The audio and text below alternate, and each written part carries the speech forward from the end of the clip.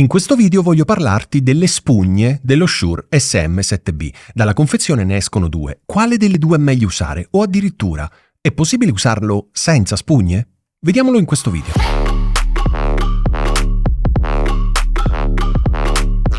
Dalla confezione dello Shure SM7B che stai sentendo in questo momento escono due spugne. La prima è questa, quella più cicciottella, guarda.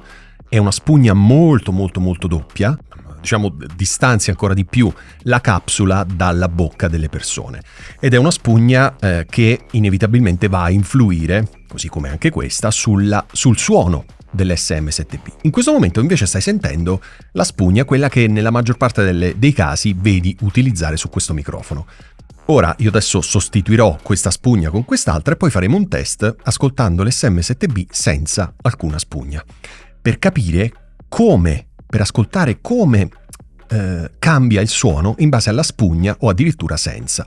Quindi in questa prima fase stai sentendo questa spugna qui, ok? Che comunque è una buona spugna, tant'è che quando io avevo comprato lo Shure MV7X avevo sostituito la spugna dell'MV7X, che era veramente pessima, sottilissima, non faceva proprio bene il suo lavoro, l'avevo sostituita con questa qui proprio originale dello Shure SM7B, e la situazione era cambiata notevolmente, quindi vuol dire che è proprio una buona spugna. Allora, adesso stai sentendo la mia voce con questa, adesso abbasso un po' il volume per non farti sanguinare le orecchie e metto questa.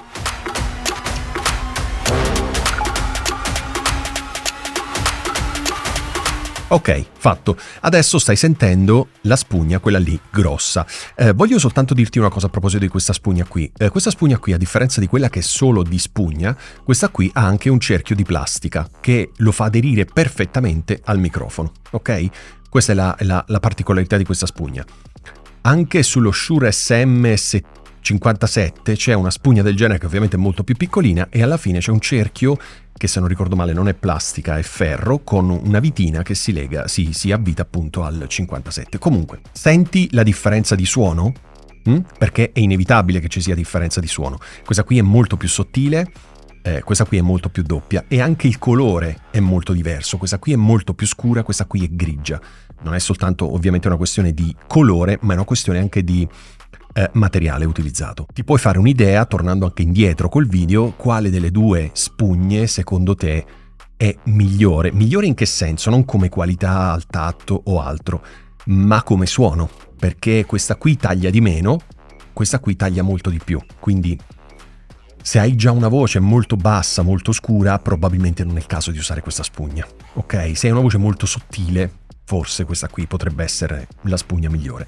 Però voglio farti vedere ancora un terzo caso, ovvero quello del microfono Shure SM7B senza alcuna spugna. Abbasso di nuovo il volume per non farti sanguinare le orecchie e tolgo la spugna.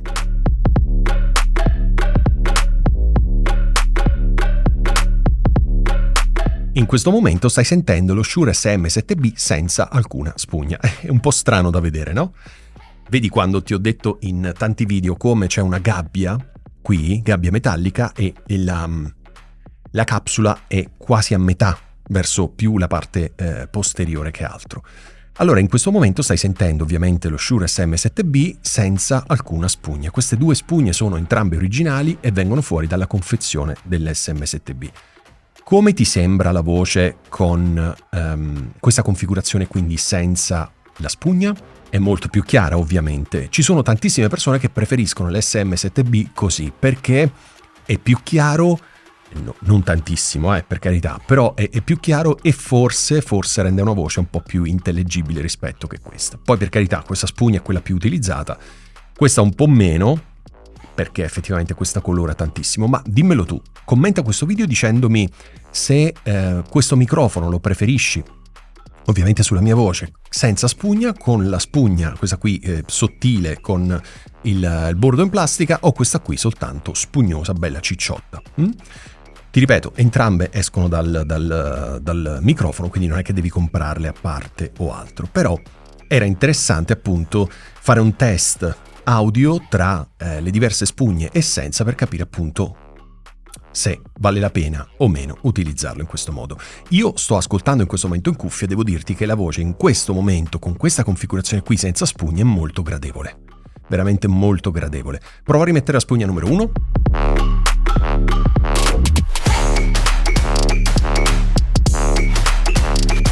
Ok, ho rimesso la spugna numero 1 e si sente la differenza.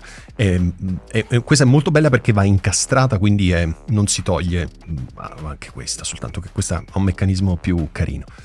Che dirti, io volevo fare questo video molto molto veloce proprio per raccontarti effettivamente le spugne dell'SM7B e farti ascoltare se valeva la pena, insomma, utilizzare questa o addirittura senza. Se hai dubbi, domande, curiosità, non esitare a commentare questo video e io ti rispondo nel più breve tempo possibile. Bene, per ora è tutto, abbiamo fatto un video veramente velocissimo, io ti saluto, ti ringrazio e ti do appuntamento alla prossima settimana. Buona registrazione, ciao! Se hai dubbi, domande, curiosità o qualsiasi altra cosa, non esitare a contattarmi. Se hai dubbi, curiosità o qualsiasi altra